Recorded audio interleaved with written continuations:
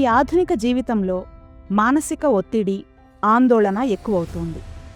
దానివల్ల చాలామంది వారి మనస్సును ఒత్తిడి నుండి మళ్లించడం కోసం చేసే ప్రయత్నంలో అనేక రకాల వ్యసనాల బారిన పడుతున్నారు.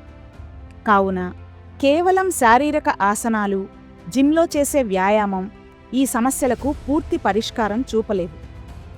యోగా అంటే కేవలం శారీరక వ్యాయామం, ఆసనాలు వేయడమనే అభిప్రాయం ప్రజలలో నాటుకుపోయింది. శారీరకంగా ఆరోగ్యంగా ఉన్నంత మాత్రాన ఆరోగ్యవంతునిగా భావించలేము. సంపూర్ణ ఆరోగ్యం అవసరం.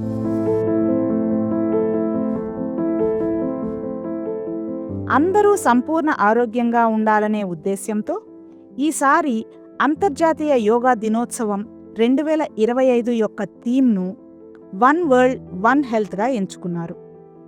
ఎవరైతే శారీరకంగా, మానసికంగా, సాంఘికంగా ఆరోగ్యంగా ఉంటారో వారే పరిపూర్ణ ఆరోగ్యవంతులు అనేది WHO నిర్వచనం. సంస్కృతంలో యోగా అంటే యుజ్ అనగా ఐక్యము లేదా కలయిక అని అర్థం. మన ఆత్మను పరమాత్మలో ఐక్యం చేయడమే యోగా యొక్క అంతిమ లక్ష్యం. అలా చూసినప్పుడు ఇది శరీరం, మనస్సు, ఆత్మ ఈ మూడింటికి సంబంధించినది. శారీరక దృఢత్వంతో పాటు మానసిక ప్రశాంతత, ఆధ్యాత్మిక వికాసం పొందడమే యోగా. హార్ట్ఫుల్నెస్ ధ్యాన గురువు పూజ్య దాజీ యోగా గురించి ఏం చెప్పారో చూద్దాం. It's an overall package, I would say. We may begin with asanas and pranayamas, but sooner or later, in order to regulate my mind, allowing this intelligence to flourish, my buddhi, and tame my ego, I will have to meditate. Without meditation, without dhyana, there is no way forward. You may enjoy a great health with asanas and pranayamas. Much more is lacking. I think asanas and pranayam may contribute towards 2% of human welfare. But combining this with the last 3 steps of Ashtanga Yoga, Dharana, Dhyana and Samadhi, it's a win-win race for all of us. Yoga చేయడం మన జీవితంలో ఎలాంటి మార్పును తెస్తుందో ఇప్పుడు చూద్దాం. యోగాలోని శారీరక వ్యాయామం, సూర్య నమస్కారాల వల్ల కండరాలు బలపడతాయి. ప్రాణాయామం వల్ల ఊపిరితిత్తుల సామర్థ్యం పెరుగుతుంది. శారీరక వ్యాయామం వల్ల శరీరంలో రక్త ప్రసరణ మెరుగవుతుంది, గుండె ఆరోగ్యం మెరుగవుతుంది, ఇంకా శరీరంలో వ్యాధి నిరోధక శక్తి పెరుగుతుంది. శరీరం బాగుంటేనే మనం మన పనులను ఉత్సాహంగా చేయగలం.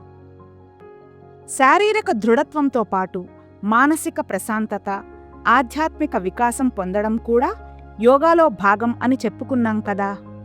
అయితే ఈ రోజుల్లో ఇవన్నీ చేయడానికి సమయం లేదని చాలామంది అనడం చూస్తున్నాం. మనం చేసే పనులలో నైపుణ్యం సాధిస్తే మనకు కాలం మిగులుతుంది కదా. శ్రీకృష్ణ పరమాత్మ గీతలో యోగ కర్మసు కౌశలం అన్నారు. అంటే యోగా ద్వారా మనం చేసే పనులలో నైపుణ్యం వస్తుంది అని అర్థం. మనం చేసే ప్రతి పనిని ఏకాగ్రతతో చేయడానికి నిర్మలమైన, క్రమబద్ధీకరించబడిన మనసు అవసరం. మనసు ప్రశాంత స్థితిలో ఉండి సరైన ఆలోచనలు చేయగలిగినప్పుడే ఆ పనిలో నాణ్యత ఉంటుంది. ప్రతిరోజూ చేసే ధ్యాన సాధన మన మనస్సును క్రమబద్ధం చేస్తుంది. ఆ స్థితిని రోజంతా మనం నిలుపుకున్నప్పుడు అలాంటి యోగ స్థితిలో ఉండి చేసే పని నైపుణ్యంతో కూడి ఉంటుంది. కాలం ఆదా అవుతుంది. సరిగ్గా ఆలోచించే మనస్సే సరైన నిర్ణయాలు తీసుకోగలుగుతుంది.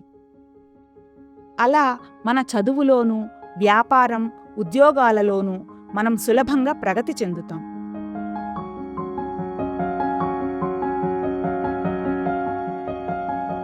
మానసిక ఒత్తిడి, ఆందోళనతో ఉన్న ఈ ఆధునిక జీవితంలో ధ్యానంలో మనసు నిలపడం సాధ్యమా అంటే అది ఎంతో సులభం అంటారు హార్ట్ఫుల్నెస్ వ్యవస్థాపకులు పూజ్య బాబూజీ మహారాజ్.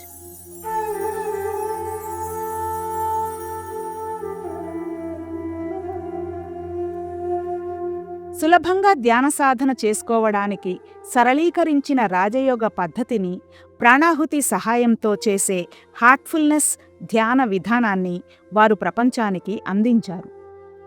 ఈ ధ్యాన పద్ధతిలో ఉన్న ప్రాణాహుతి అనే విశిష్టమైన యోగ శక్తి ప్రభావం వలన ధ్యానం మొదలుపెట్టిన కొన్ని నిమిషాలకే మనం ఆలోచన రహిత స్థితికి చేరుకుంటాం. ఈ ధ్యాన సాధన ద్వారా లభించే కనీస ఫలితం ఇది. క్రమానుగత సాధన వల్ల ఇంకా సమాధి స్థితులు, ముక్తి స్థితులు, వాటిని దాటి సచ్చిదానంద స్థితులను అనుభూతి చెందవచ్చు అంటారాయన.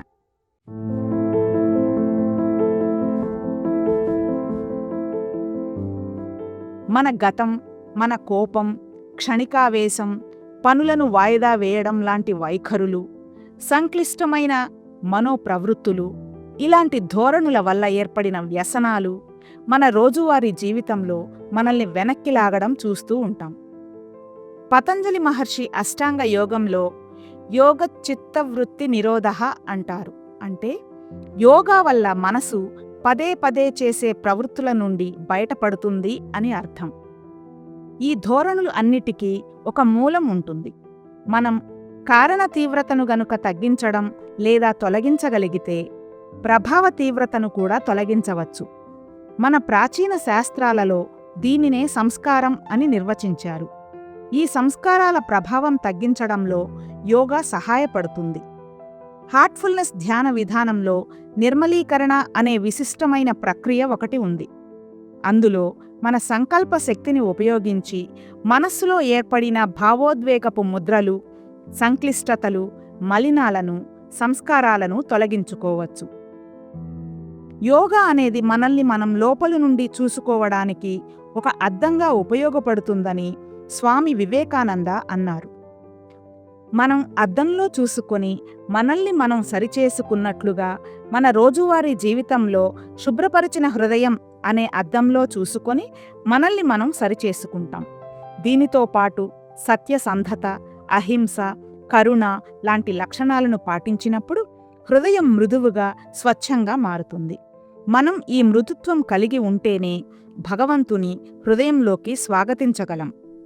అప్పుడు దాజీ చెప్పినట్లుగా మనం జంతు ప్రవృత్తులు గల మనిషి నుండి మానవత్వంతో కూడిన మానవునిగా, తరువాత దివ్య లక్షణాలు గల మానవునిగా పరివర్తన చెందుతాము. ఇలా ప్రతిరోజూ చేయడం వలన మనస్సు ఏ రోజుకు ఆ రోజు శుభ్రపడి ఆరోగ్యకరమైన, ప్రశాంతమైన మనస్సు ఎప్పుడూ స్థిరంగా ఉంటుంది. అలా యోగా మన వైఖరులలో, ప్రవృత్తులలో మార్పు తెస్తుంది. ఇది మనం అంతర్జాతీయ యోగా దినోత్సవం నాడు మాత్రమే చేసే వ్యాపకం కాదు. క్రమశిక్షణతో రోజూ చేసే సాధన వల్ల మాత్రమే మార్పు సాధ్యమవుతుంది. మన జీవితంలోని అన్ని విషయాలలో మన స్పందన, ప్రతిస్పందనలు ఎంత మోతాదులో ఉండాలో అనేది అంతరంగం నుండి మార్గదర్శనం అందుతుంది. అప్పుడు బురద నీటిలో ఉన్న ఒక తామరాకు ఎలాగైతే బురదతో ప్రభావితం చెందకుండా తన స్వభావాన్ని ఉంచుకోగలుగుతుందో అలా మనం ఉండగలం. అది మనల్ని ఉన్నతంగా పరిణామం చెందేలా చేస్తుంది. ఆసనాలతో పాటు ప్రాణాయామం, ధ్యానం ఈ మూడింటిని మన జీవన విధానంలో భాగం చేసుకున్నప్పుడే యోగా పరిపూర్ణమవుతుంది. రోజుకు 10 నిమిషాలు ఆసనాలు వేయడం, 5 నిమిషాలు ప్రాణాయామం, కనీసం 15 నిమిషాలు ధ్యానంతో ప్రారంభించి క్రమంగా మీ వీలును బట్టి గంట వరకు సమయాన్ని పెంచుకునే ప్రయత్నం చేయండి. ఇలా చేయడం మీ రోజంతటినీ ప్రభావితం చేస్తుంది. అందరికీ అంతర్జాతీయ యోగా దినోత్సవ శుభాకాంక్షలు.